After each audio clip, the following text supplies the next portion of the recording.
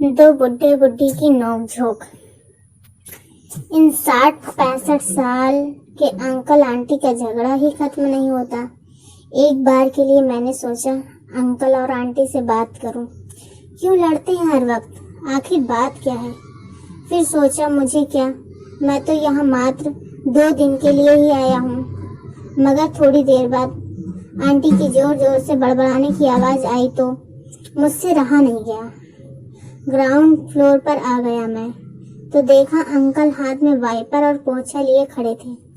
मुझे देखकर मुस्कुराए और फिर फर्श की सफाई में लग गए। अंदर किचन में आंटी के बड़बड़ाने की आवाजें अभी भी आ रही थी। कितनी बार मना किया है फर्श की धुलाई मत करो, पर नहीं मानता ये बुढ़ा। मैंने पूछा अंकल क्यों करते हैं आप फर्श की धुलाई। जब आंटी मना करती हैं तो अंकल बोले, बेटा फर्श धोने का शौक मुझे नहीं इसे है। मैं तो इसलिए करता हूँ ताकि इसे न करना पड़े। ये सुबह उठकर ही फर्श धोने लगेगी, इसलिए उसके उठने से पहले ही मैं धो देता हूँ। क्या? मुझे बड़ा आश्चर्य हुआ। अंदर जाकर देखा आंटी किचन में थी। अब इस उम्र में बूढ़ों की हड्डी पसली टूट गई तो क्या होगा, मुझसे नहीं होगी खिदमत। आंटी झुंझला रही थी। पराठे बनाकर आंटी सिलबट्टे से चटनी पीसने लगी। मैंने पूछा आंटी मिक्सी है तो फिर? तेरे अंकल को बड़ी पसंद है सिलबट्टे की पिसी चटनी, बड़े शौक से खाते हैं।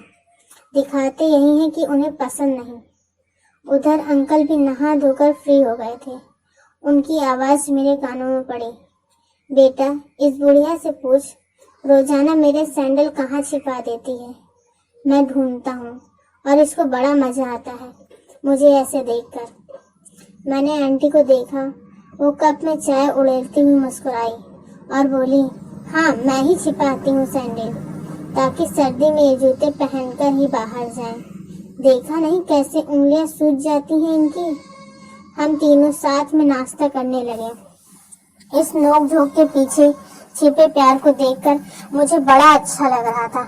नाश्ते के दौरान भी बहस चली दोनों की। अंकल बोले, थैला दे दो मुझे, सब्जी ले आऊं। नहीं कोई जरूरत नहीं है थैला भर भर कर सड़ी गली सब्जियां लाने की। आंटी गुस्से से बोली।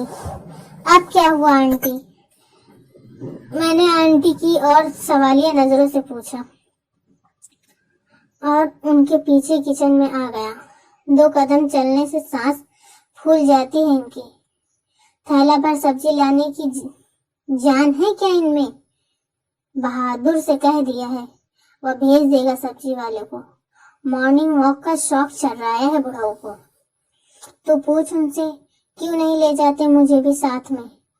चुपके से चोरों की तरह क्यों निकल जाते हैं। आंटी ने जोर से मुझसे कहा, मुझे मजा आता है इसलिए जाता हूँ अकेले।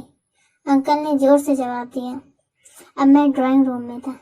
अंकल धीरे से बोले, रात में नींद नहीं आती है तेरी आंटी को, सुबह ही आंख लगती है। कैसे जगा दूं चैन की गहरी नींद से इसे, इसीलिए चला जाता हूँ। गेट बाहर से बंद करके इस नोक झोंक पर मुस्कुराता मैं वापस फर्स्ट फ्लोर पर आ गया। कुछ देर बाद बालकनी से देखा अंकल आंटी के पीछे दौड़ रहे हैं। अरे कहाँ भागी जा रही हो? मेरे स्कूटी की चाबी लेकर इधर दो चाबी। हाँ नजर आता नहीं है, स्कूटर चलाएंगे, कोई जरूरत नहीं है, ओला कैब कर लेंगे हम।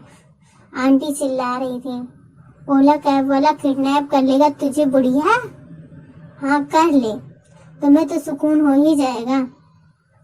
अंकल और आंटी की ये बेहिसाब नोक-झोंक तो कभी खत्म नहीं होने वाली थी। मगर मैंने आज समझा कि इस तकरार के पीछे छिपी थी इनकी एक दूसरे के लिए बेशुमार मोहब्बत और फिक्र। मैंने आज समझा था कि प्यार वो नहीं जो कोई कर रहा है, प्यार वो है जो कोई निभा रहा है। दिल छू गई ये कहानी। काश बुढ़ापे की यह नोक-झोंक हर किसी की किस्मत के लिए होती, लिखी होती ऊपर वाले।